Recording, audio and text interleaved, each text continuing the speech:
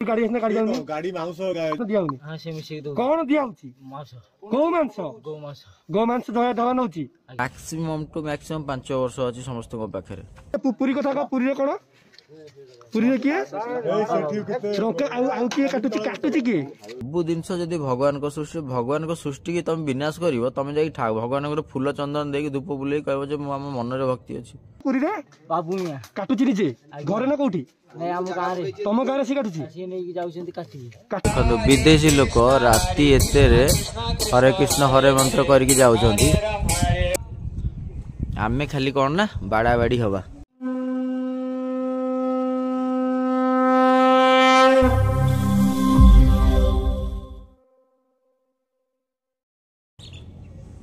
नमस्कार जय जगन्नाथ राधे राधे मोर सबू ओडिया भाई भौणी मानकू आउ सब गुरुजन मानकू काली गोटे वीडियो देखिली साक्षी गोपाल होटेल रे मटन रे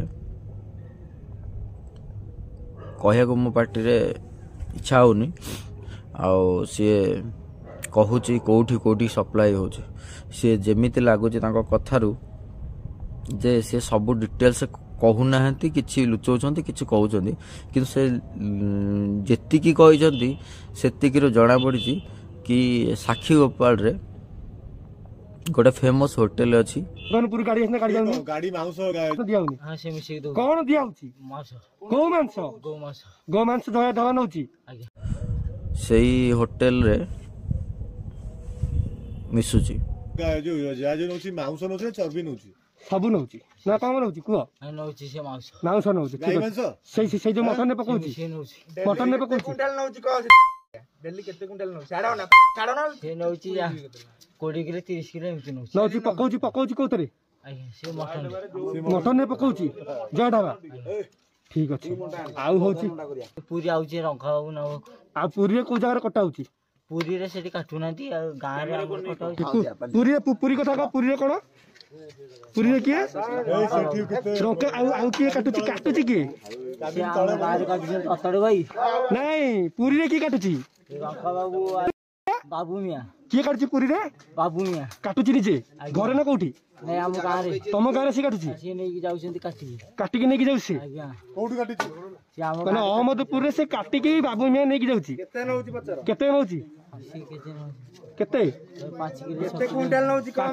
छकिले और पूजा करियकू आमर हिंदू भाई माने आम सनातन धर्म रे कौन सी जीव हत्या बोली लिखा जाएनी मु जतले अज्ञानी थिली अज्ञानी माने मु एबे भी अज्ञानी एते ज्ञान भी हेनी मु कहया कथा हला गोटे एबे मन एमिति गोटे हे जाइछि ना मु जानि पारुछि जे हां आमे करूचे कोन एतिकी टिके ज्ञान जेतिकी आसीछि जीव हत्या आमे करिया कथा नुहे मु चाहूली मु केबे कंट्रोवर्सी वीडियो आनिबेनी मु मोर तीर्थ धार्मिक स्थान ए सब देखेबी किंतु जेते बेले मो मां पर विपद आसीबो सेते बेले मु लांगुड़ जाकी चुपचाप रहि जिबे एटा मते लागुनी कि एटा सनातनी रो कथा बेली तेणु करी मु ए वीडियो माध्यम रे एया कहया को चाहूची हरे कृष्ण कृष्ण कृष्ण हरे हरे हरे राम राम राम हरे हरे कीर्तन मंडली आउछन देखो विदेशी लोक राति एते रे हरे कृष्ण हरे मंत्र करके जाउछंती जमुना कूल रे विदेशी माने केते राति रे हरे कृष्ण हरे राम महामंत्र जपिकी जाउछंती ए देखो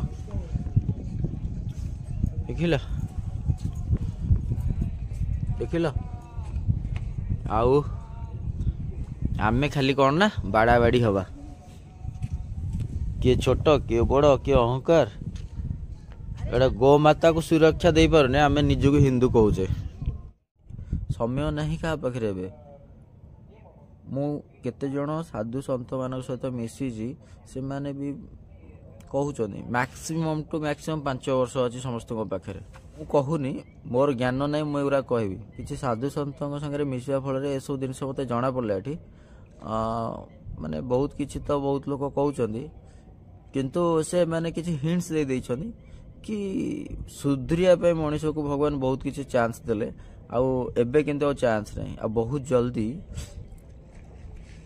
ଡେଷ୍ଟ୍ରଏଡ୍ ଆଡ଼ିକି ଏବେ ଯାଉଛି ପୃଥିବୀ। ଆଉ ସେଥିରେ ସେଇମାନେ ଭାଗ ପଡ଼ିବେ, ସମସ୍ତେ ଭୋଗିବେ, ଭଲ ଲୋକ ଖରାପ ଲୋକ ସମସ୍ତେ ଭୋଗିବେ। କିନ୍ତୁ ଯେଉଁମାନେ ଭଲ କାମ କରୁଛନ୍ତି କିଞ୍ଚିତ ମାତ୍ରାରେ ବଞ୍ଚିଯିବେ। ଯେମିତି ଦେଖନ୍ତୁ ଏବେ ଯେଉଁ ବାହାରେ ଗୋଟେ ଭୂମିକମ୍ପ ହେଇଥିଲା, 17-18 ଦିନ ତଳେ ବି ଖୋଳିଲା ବେଳକୁ ଲୋକ ବାହାରିଲେ, ମାନେ ଭୋଗିଲେ ନା ନାହିଁ। ତା ଭିତରେ 17-18 ଦିନ ରହିବା କେତେ କଷ୍ଟ। ତଥାପି ଯେତେବେଳେ 18 ଦିନ ପରେ ଖୋଳା ହେଲା, ସେମାନଙ୍କୁ ମେଡ଼ିକାଲରେ ରଖା ହେଲା, ତଥାପି କିନ୍ତୁ ସେମାନେ ବଞ୍ଚିଥିଲେ। ଟାଇମ୍ ଲାଗିବ, ବଞ୍ଚିବେ ତ କଷ୍ଟ ପାଇବ ଭାଇ, ସମସ୍ତେ ଏଇଠି କଷ୍ଟ ପାଇବେ। କାହିଁକିନା ଏଇଟା ଦୁଃଖ ଭୋଗିବାର ସ୍ଥାନ। ପୃଥିବୀରେ ଯେଉଁମାନେ ଜନ୍ମ ହୋଇଛନ୍ତି ସେ ଭଗବାନ ହେଲେ ବି ଦୁଃଖ ଭୋଗିବେ। କିନ୍ତୁ ଆମକୁ ମଣିଷ ଜନ୍ମ ଯେଉଁ ମିଳିଛି ଭଗବାନଙ୍କ ଦୟାରୁ ଆମକୁ ଆଗକୁ ଯିବା ପାଇଁ। ମଣିଷ ଯେଉଁ ନା ମଝିରେ ଅଛି, ଉପରକୁ ବି ଯାଇପାରିବ, ତଳକୁ ବି ଯାଇପାରିବ। ତ ଭଗବାନ ମଣିଷକୁ ଏମିତି କିଛି ଦେଇଛନ୍ତି ଯେଉଁଟା ମଣିଷ ନିଜେ ଚାହିଁଲେ ସେ ତା ଭାଗ୍ୟ ଲେଖିପାରିବ।